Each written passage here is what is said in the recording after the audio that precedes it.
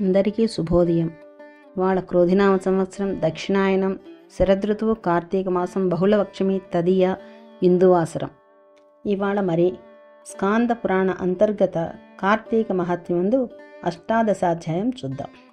అంగీరసుడు చెప్పిన ఆత్మజ్ఞానాన్ని విని స్తంభం నుంచి ఉద్భవించిన పురుషుడు కర్మయోగాన్ని గురించి ప్రశ్నించాడు. అంగీరసుడు ఇలా చెప్తున్నాడు: చక్కని విషయాన్ని అడిగావు, శ్రద్ధగా విను. సుఖదుఖాది ద్వంద్వాలన్నీ దేహానికే కాని తదతీయమైన ఆత్మకు లేవు. ఎవరైతే ఆత్మానాత్మ సంశయగ్రస్తుడో వాడు మాత్రమే కర్మలను చేసి తద్వారా చిత్తశుద్ధిని పొందినవాడై ఆత్మజ్ఞాని కావాలి. దేహధారి అయిన వాడు తన వర్ణాశ్రమ విద్యుక్తాలైన స్నాన శౌచాదిక కర్మలను తప్పనిసరిగా చేసి తీరాలి. స్నానేన రహితం కర్మ హస్తిభుక్త కపిర్థవత్. ప్రాతస్నానం ద్విజాతీనాం శాస్త్రం చ శృతిచోదితం. స్నానం చేయకుండా చేసే ఏ కర్మ అయినా సరే ఏనుగు తినిన వెలగపండులాగా నిష్ఫలమే అవుతుంది. అందున బ్రాహ్మణులకు ప్రాతస్నానం వేదోక్తమై ఉన్నది. ప్రతిరోజు ప్రాతస్నానం చేయలేని వాళ్ళు సూర్య సంచారం కల తులా, కార్తీక, మకర, మాఘ, మేష, వైశాఖ మాసాలలోనైనా ప్రాతస్నానం చేయాలి. జీవితంలో ఈ 3 మాసాలైనా ప్రాతస్నానాలు చేసేవాడు సరాసరి వైకుంఠాన్నే పొందుతాడు. చతుర్మాస్యాది పుణ్యకాలాలలో కానీ చంద్ర సూర్యగ్రహణ పర్వాలలో కానీ స్నానం చాలా ప్రధానము. గ్రహణాలలో గ్రహణకాల స్నానమే ముఖ్యము. సర్వకాలములందు బ్రాహ్మణులకు, పుణ్యకాలాలలో సర్వ ప్రజలకు స్నాన, సంధ్యా, జప, హోమ, సూర్య నమస్కారాలు తప్పనిసరిగా చేయవలసి ఉన్నాయి. స్నానాన్ని వదిలినవాడు రౌరవ నరకగతుడై పునఃకర్మభ్రష్టుడిగా జన్మిస్తాడు. ఓ వివేకవంతుడా, పుణ్యకాలాన్నింట సర్వోత్తమమైనది కార్తీక మాసమే. వేదాన్ని మించిన శాస్త్రము, గంగను మించిన తీర్థము, భార్యతో సమానమైన సుఖము, ధర్మతుల్యమైన స్నేహము, కంటికంటే వెలుగు లేనట్లుగానే కార్తీక మాసంతో సమానమైన పుణ్యకాలము కాని కార్తీక దామోదరుని కన్నా దైవం వేరు లేడని గుర్తించు.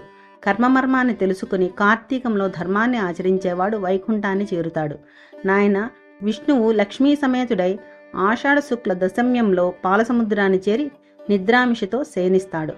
హరిబోధిని అనబడే కార్తీక శుక్ల ద్వాదశి నాడు నిద్రలేస్తాడు. ఈ నడుమ 4 మాసాలే చాతుర్మాస్య వ్రతము అంటారు. విష్ణువునకు నిద్రా సుఖప్రదమైన ఈ 4 నెలలు కూడా ఎవరైతే హరిధ్యానమును, పూజలను చేస్తుంటారో వాళ్ళ పుణ్యాలు అనంతమై విష్ణులోకాన్ని పొందుతారు. ఈ విషయమై ఒక పురాణ రహస్యాన్ని చెబుతాను విను. ఒకానొక కృతయుగంలో విష్ణువు లక్ష్మీతో సహా వైకుంఠ సింహాసనాన్ని అలంకరించి ఉండగా నారదుడు అక్కడికి వెళ్లి వారికి మ్రొక్కి, హే శ్రీహరి, భూలోకంలో వేద విధులు అడుగంటాయి. జ్ఞానులు సైతము గ్రామ్య సుఖాలకు లోనైపోతున్నారు. ప్రజలంతా వికర్ములై ఉన్నారు. వారెలా విముక్తులవుతారో తెలియక నేను దుఃఖితుడను అవుతున్నాను అని విన్నవించాడు. నారదుని మాటలకు విశ్వసించిన నారాయణుడు సతీ సమేతుడై వృద్ధ బ్రాహ్మణ రూపధారి అయి తీర్థక్షేత్రాదులలోనూ బ్రాహ్మణ పరిషత్ పట్టణాలలోనూ పర్యటించసాగాడు. కొందరు ఆ దంపతులకు అతిథి సత్కారాలు చేశారు, కొందరు హేళన చేశారు. ఇంకొందరు లక్ష్మీనారాయణ ప్రతిమలను పూజిస్తూ వీళ్లను తిరస్కరించారు.